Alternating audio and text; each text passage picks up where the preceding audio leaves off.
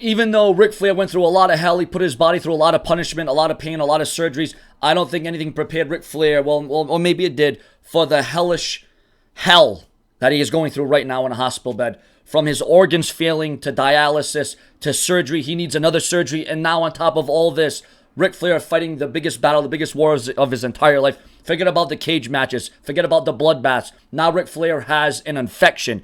Ric Flair's family was called to the hospital. But yet through all this, they're still saying that he's still in the ICU. It's still critical, but he's doing a bit better than he was. I mean, to me, this sounds very bad. This doesn't sound good. If Ric Flair's family was called to the hospital, that's usually not a good sign, and I am worried. I am very sad. I am very frustrated. Ric Flair right now is when I said hell, that's doesn't even pale in comparison to the words we could use here on YouTube. But since YouTube is family oriented and family friendly, I'm just gonna keep it as Ric Flair, boy. You know, you've kicked out at 2. You've took a lot of those.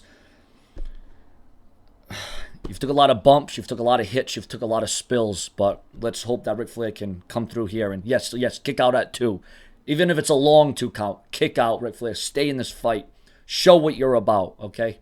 Once again, my get well wishes and hopes and prayers go out to Ric Flair and his entire family, and especially Charlotte. They've dealt with a lot of setbacks as the Flair family. They've already dealt with death. I don't want to see this happen. Not now. Not to Ric Flair. Not with all the legends. Not with all the Hall of Famers that we have already lost. Share, subscribe, smash that bell for more of the brash. Sean's View Entertainment. More to come. Stay tuned on this developing story on the Nature Boy, Ric Flair, who is now dealing with an infection as if he needed that on top of everything else.